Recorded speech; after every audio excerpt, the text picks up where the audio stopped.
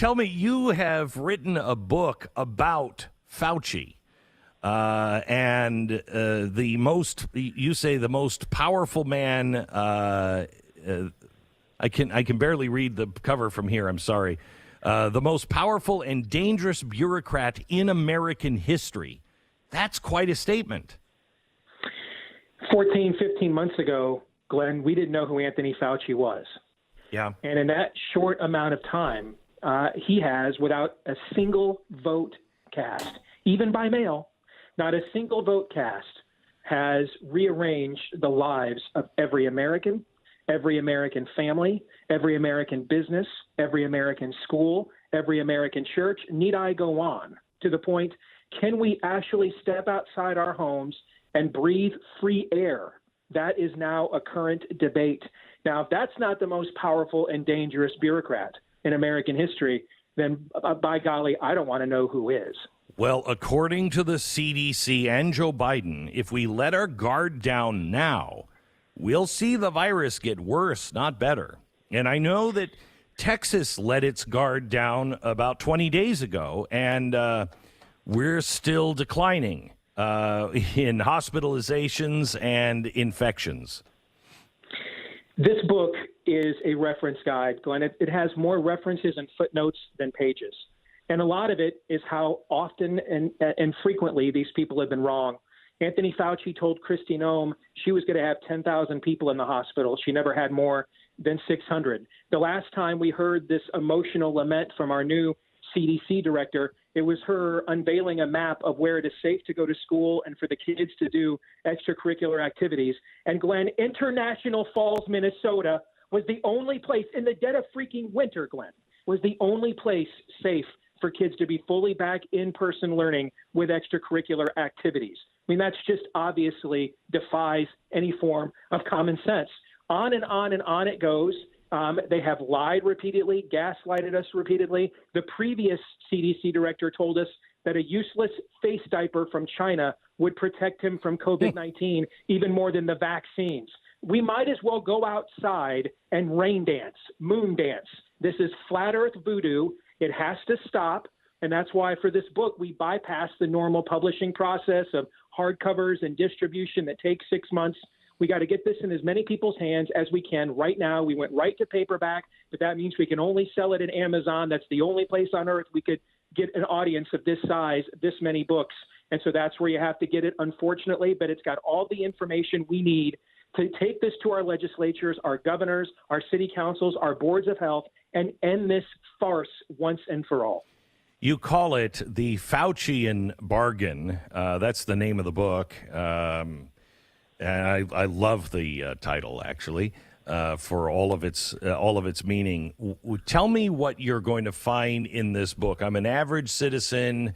I'm up on it, but not really. What's in here that is going to help me go to my school board and to my community and to my senators and congressmen? All the facts and all the data you've largely not been told or shared. There was a recent survey that found our media was the most negative in the world for COVID-19.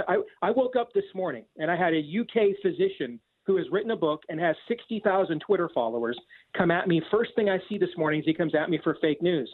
And he makes this claim that 0.25% of all people in the UK have died of COVID-19. I just did the math of population and death in 3 seconds. That's not true. That's his own. This is a doctor with a book and 60,000 Twitter followers. This isn't, Pez Dispenser Me 14 with 5 people following him. And so this goes on constantly. I've never seen a stream of disinformation like this. People like you and I that have been in this conservative media game for a long time, we've been told for 20 years we need to be more like Sweden. Suddenly we forgot Sweden. Rectum barely knew them. We don't know what a Sweden is. It's like they fell off a map, never existed. The amount of gaslighting that's gone on here, it will all be debunked in this book. And it calls into question, we have numerous elected officials have endorsed this book. Florida Governor Ron DeSantis, Senator Rand Paul, Senator Ted Cruz, Congressman Chip Roy, and I'm already bugging those people that are in Washington. We need a 9/11 tribunal, Glenn, to get answers to the 2 most important questions of this past year that are raised by this book. Number one, how come Only experts with one particular narrative were considered experts and were mainstreamed and were used by the White House Coronavirus Task Force, our own media, et cetera. When we had experts from the very beginning, from Oxford, the #1 university in the world, Harvard, Yale, Carnegie Mellon. Glenn, these are all places that believe in global warming and 57 genders too, and they all thought this was flat earth junk science, these lockdowns, and yet they were totally ignored. We give you all their names, all their citations in this book. We need to know the answer to that. And then number two that we have to get an answer to is what changed from February 28th of last year to March 11th. On February 28th, 2020, Anthony Fauci wrote in the New England Journal of Medicine that when we got done with this, when we looked at the IFR, the infection fatality rate for COVID-19, it would be that of about a bad pandemic flu. That's where Trump got his "it's a bad flu" talking point. Trump just parroted Fauci his entire final year of his administration, and now look what happened. He's not in the White House. And so he wrote that on February 28th, Glenn. On March 11th, just 11 days later, and just 3 days after he went on 60 Minutes and told Americans not to wear masks, 3 days later after that, and 11 days after he wrote that in the New England Journal of Medicine, he went to Congress, said that this was going to be basically Captain Trips, college basketball, and the NBA shut down that night. The country was shut down less than a week later and for the better part of the next year. What changed? What new piece of data did Anthony Fauci acquire? What information stream did he get access to from February 28th to March 8th when he was singing a totally different song to March 11th when he sounded the shofar on this thing? We need to know the answer to that. And there's two reasons why, Glenn. Number one, so that we never fall for this form of authoritarianism ever again. But then number two, when we finally do get a contagion that may actually be a history book or biblical level event, and now we've conditioned a bunch of our people to just ignore it because Anthony Fauci is such a fraud. We need to get to the bottom of the truth here, Glenn. Well, they're going to. I mean, they already know the truth, and now the White House is targeting an ad campaign for conservatives. And they're trying to get the conservatives because they know they're going to be extra hard. They've already gotten all the liberals, they say, to get the vaccines. Now they just need the conservatives. And so they've got a very slick ad campaign that will convince us all that we all have to get the vaccine and a passport to be able to go back to our lives. This is almost like, I mean, I hate to say this, but if they weren't trying to condition us for something in the future, Glenn, what would they be doing differently? Oh, nothing. Nothing. So it's just a matter of whether this is an accidental proto version of something to condition us for in the future, or it's intentional malevolence, but the end result is just the same. I mean, listen, I hope the vaccines work. They're experimental vaccines. There is some conflicting data that's out right now. Every day I look, I get one source it's conflicting. I get another it's positive. There's very positive vaccination data right now coming out of Governor DeSantis' Florida, where they have emphasized seniors with one of the largest senior populations, for example.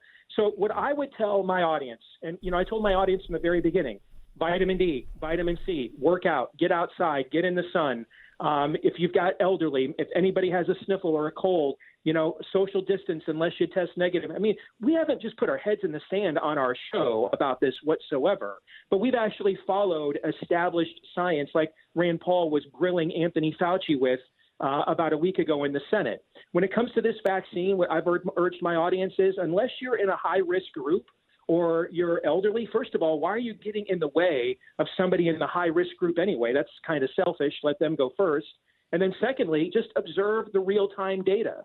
We didn't go through a normal FDA approval process, so just observe the real-time data about efficacy and safety. Pretty much, unless you're over the age of 75 with a immune deficiency, this virus, if you were to get it, you're going to survive it about 99.6% of the time. So I don't know why you'd be in a hurry to rush out and get an experimental vaccine under those conditions anyway, if you weren't in those groups. I mean, Glenn, the median age of death for COVID in America is 78.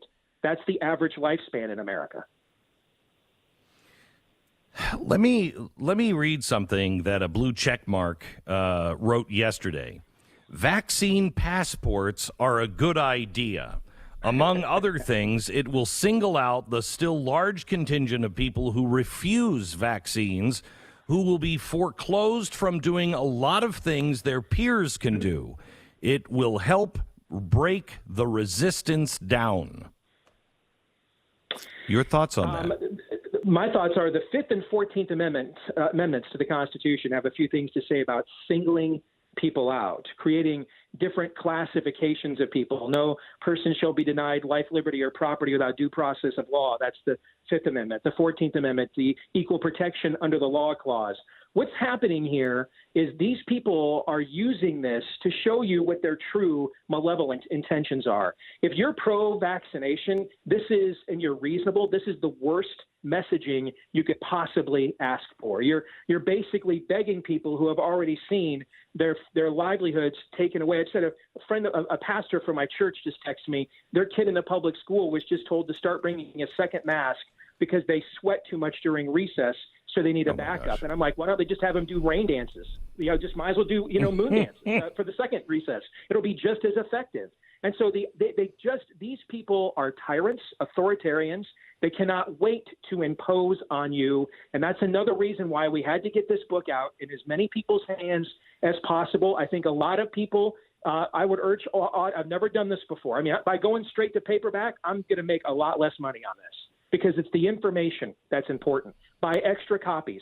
Send them to people that are panic-stricken, elderly. You're elderly that have been isolated. Stop doing that. If they've been vaccinated, there's no reason for you to continue isolating with them. The amount of junk science here, literally headlines this morning that say, yes, the vaccines work, but here's why you still must wear a mask.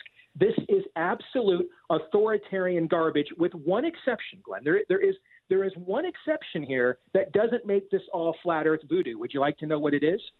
Yes. The one exception would be as if the virus is not a natural phenomenon. Because if it's a natural phenomenon, what these people are asserting, this is what Rand was pointing out to Anthony Fauci. What you're asserting, and this is Scott Atlas's great frustration, we are violating the established laws and precedents of virology, immunology, and biology. So the only reason we would violate those is if this is not entirely a natural phenomenon. If indeed it was either originated or altered or engineered or modified in a lab. And therefore, if it's been synthesized at all, then we may be outside the natural laws of science. And then maybe we do have to look at things differently. But then that would make Anthony Fauci guilty of treason for lying to the American people for a year and funding the Wuhan Virus Institute at the same time. Steve Deace, thank you so much. The name of the book is The Faucian Bargain. You can find it on Amazon right now. The Faucian Bargain by Steve Deace.